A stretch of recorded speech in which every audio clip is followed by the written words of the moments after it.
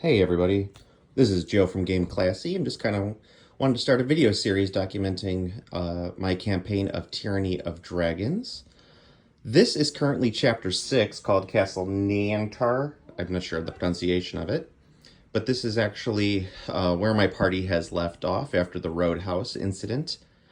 And we're going to be entering into the swamps on the road to Castle Neantar. So this is kind of my setup for the game that's going to be happening. As you can see here, this is my combat tracker, which I have here, which has my players' names on it. And their specific class, which is, you can see Animus is a monk, Vleekeld is a warrior, Morbik over here is my rogue, and then I have my enemy trackers on here as well. These little slots on the top are a three-pronged thing, so I can enter in status updates. So, for example, they are stunned right now. It slides right in, I can pull it right off. Now, you're saying, Joe, what happens if they have multiple,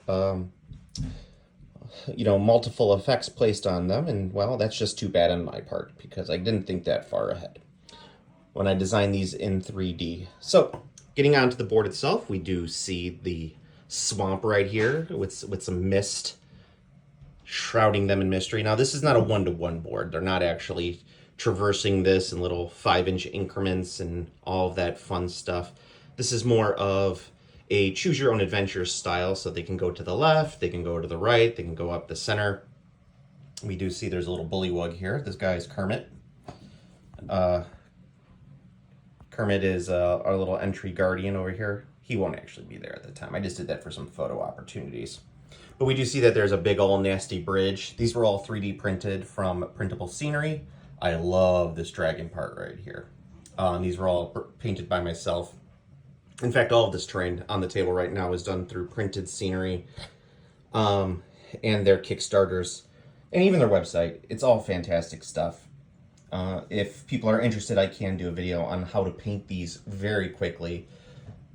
Hint, it does have an airbrush, so if you don't have an airbrush, it's not going to be as quick.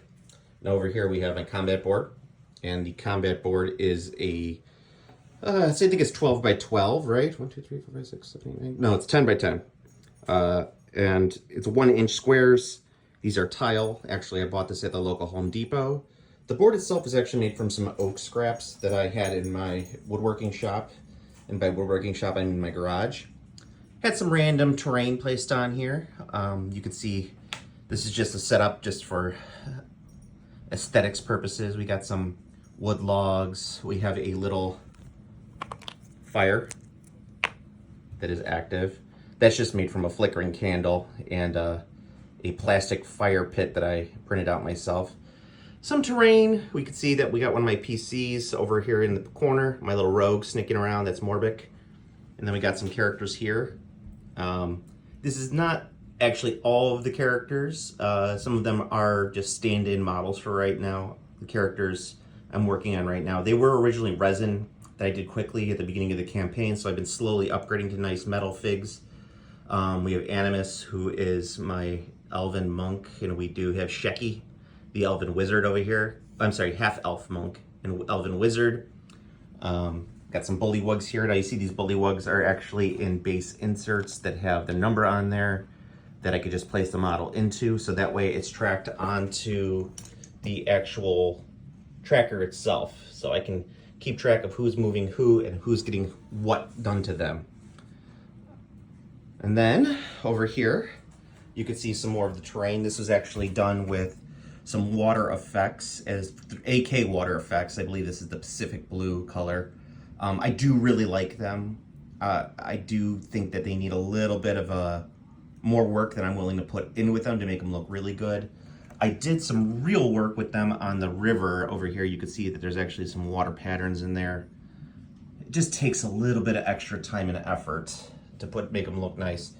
This is just teddy bear stuffing or pillow stuffing. It's just to give the effect of the mist itself.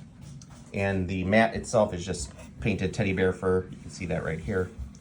It's spray painted, but it gives it a nice kind of wild look to it.